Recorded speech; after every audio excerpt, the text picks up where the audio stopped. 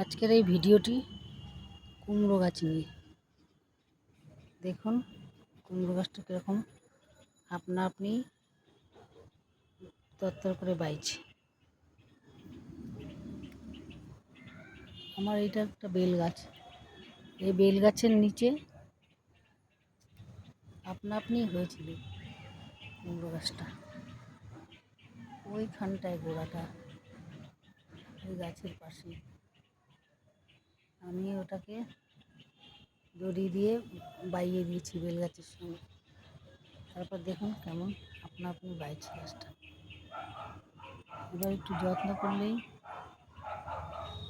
ফুল ফল সবই, কুমড়োর তো সবই খাওয়া যায়, ডাঁটা শাক, খুবই ভালো লাগে, মুখে রুচি বাড়ায়।